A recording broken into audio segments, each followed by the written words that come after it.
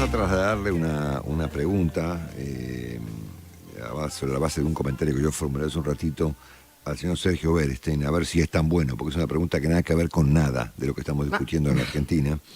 A ver si es tan bueno como creen en TN, viste que habla y habla en TN y se volvió una persona súper importante. Y quiero saber si zafa de esta. Sergio Berestein, buen día, Sergio.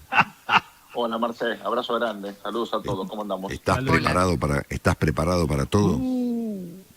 Después de lo de Enzo Pérez anoche, imagínate, uno tiene que estar preparado para ir al arco. Okay. A ver, el arquero Berestein, a ver si se arregla con esto. Bueno, a mí me llamó la atención el triunfo en Santiago de Chile, para la intendencia de la ciudad, de la señora Iracy Hasler, que es una joven, creo que tiene 30 años, si no me equivoco, bueno, comunista, ¿no? Y que adhiere además de manera bastante fervorosa al chavismo, ¿no? Al mismo tiempo, Chile tiene elecciones presidenciales a fin de este año y uno de los candidatos con más perspectivas es un señor llamado Daniel Jadue, que también es un alcalde, que también milita en el comunismo chileno, ¿no? En Perú hay elecciones ahora el 6 de junio, segunda vuelta, y el candidato principal es un señor Pedro Castillo, también comunista y también chavista, ¿no? Que es más, ayer uno de sus legisladores anticipó que si ganan las elecciones no piensan tomar el poder, pero no dejarlo, ¿no? Y Colombia también, digamos, convulsionada como Chile en su oportunidad y como el Perú después de la caída de 4 o 5 presidentes, con la imagen del presidente Duque por el piso y con unas perspectivas muy inciertas respecto de su futuro, ¿no? Entonces acá estamos viendo 3 países de la región, Perú, Colombia y Chile, convulsionados por diversas razones vinculadas a la desigualdad, a la performance económica, seguramente a la pandemia, etcétera, que han tenido reacciones contra el poder establecido, derivando, digamos, en figuras muy radicalizadas, ¿no? Entonces te pregunto por la Argentina en este contexto latinoamericano. Tomá, arreglate ahora.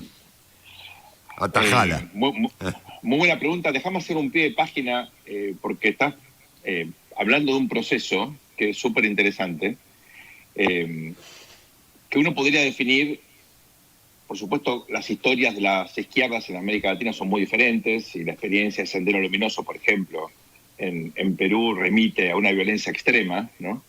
Y también eso ocurre en Colombia, donde muchos exguerrilleros entraron a la política, incluyendo el político que hoy lidera las encuestas de cara al proceso electoral del año próximo, que se llama Petro, ¿no? Que es un exguerrillero convertido a la democracia. Sí. Es una tradición colombiana, hay una historia bastante nutrida en ese sentido.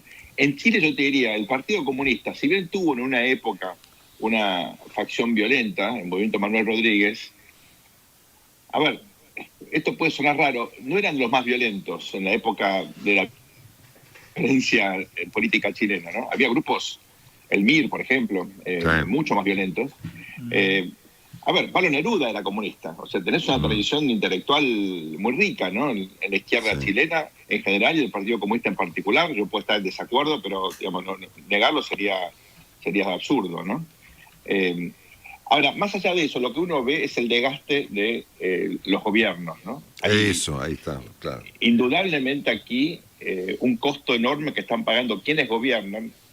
Los politólogos los llamamos los incumbentes, que es una tradición horrible del inglés, incumbent. Y esto, por supuesto, la pandemia lo aceleró, lo profundizó, le puso más dramatismo. En América Latina, Marcelo, solamente el 3% de la población tiene 2 dosis. Es una vergüenza, ¿no? O sea, la Argentina está mal, sí, y América Latina también está mal. Acá hay un fracaso de la política, del Estado, digamos, hay un desastre generalizado que pone de manifiesto que la política es parte del problema, ¿no? Ahora, ¿cómo está la Argentina en ese sentido? Bueno, la izquierda argentina, a diferencia de la tradición en Chile, a ver, 2 cosas, ¿no? La izquierda abandonó la violencia, por suerte, ya hace tiempo, después del desastre de los 60 y los 70. Hemos tenido movimientos muy violentos de izquierda, el ERP, una parte se caracterizó Montoneros, otros grupos maoístas, Eso por suerte quedó totalmente desactivado. El último episodio terrible fue la tablada y a partir de eso nunca más, ¿no? Ahora, la izquierda democrática argentina, que tenía una tradición también muy rica, muy interesante, el Partido Socialista Argentino, de Justo, otras experiencias, digamos, más ligadas al nacionalpopulismo, todo eso fue como disgregando. Algunos se metieron en los grandes frentes, en los grandes partidos, o sea, el peronismo o el radicalismo. Acordate Simón Lázaro, por ejemplo, con Alfonsín, ¿no? Sí. Pero no hay una tradición partidaria como la que existe. Claro, no es que me preocupe particularmente que... Perdón, no es que me preocupe particularmente que esta gente sea comunista, no es eso. Me preocupa sí el hecho de que estos episodios, estos candidatos y estos triunfos, producto evidentemente de convulsiones en los países de los que estamos hablando, en este caso es Perú, Chile y Colombia, bueno, derivan en candidatos radicalizados, no importa de qué lado, si de la izquierda o de la ultraderecha, bueno, ¿entendés? Yo creo que acá aplica la máxima de tu tío, el filósofo y economista Juan Carlos de Pablo, cuando dice, ganaste la elección, jodete, ¿no? Claro, el que gobierna se jode. Se jode porque obviamente la gente pone en vos un montón de cosas que tal vez vos no sos responsable, pero estás gobernando y te hiciste responsable. Claro. Y ahí sí yo creo que, por ejemplo, España, ahí ganó la derecha. Y la gente le cobró al gobierno de Sánchez un montón de cosas que seguramente tenían responsabilidad, aunque tal vez no todas, ¿no? Hay una frustración y una cantidad de cosas de larga duración.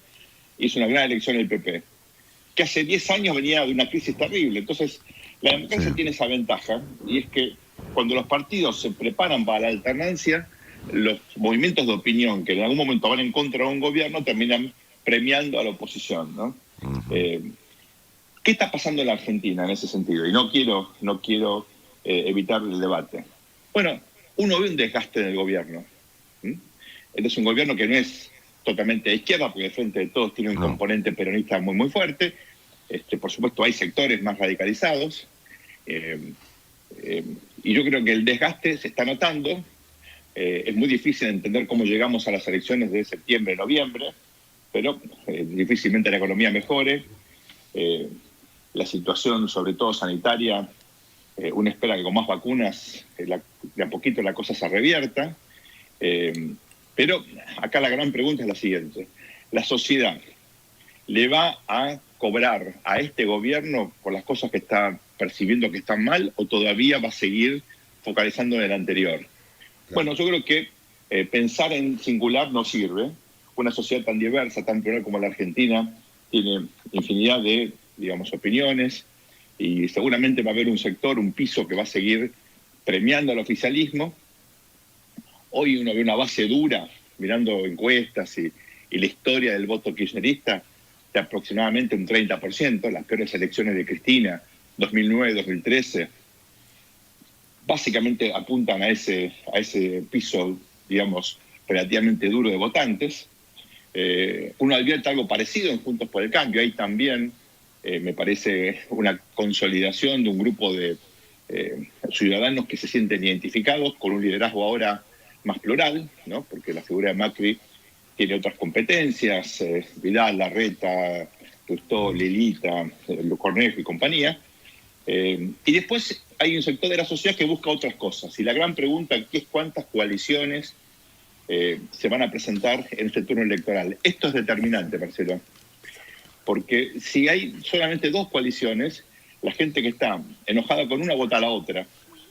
Entonces es un juego de suma cero, cada voto vale doble, ¿no? En cambio, si aparecen terceras fuerzas, bueno, hay como un amortiguador, un buffer que evita costos electorales significativos. Siempre el que está en el gobierno busca dividir a la oposición, por supuesto. Claro. Bueno, no siempre, ¿no? Porque Macri no lo hizo, pero en general uno intenta dividir a la oposición, justamente para evitar, digamos, sumar descontento al voto del principal adversario, ¿no? Bueno, acá está nuestro Enzo Pérez intentando atajar penales, que lo hizo bastante bien, Te mandamos un abrazo grande. A ustedes. Sergio Vélez con nosotros. Abrazo, querido.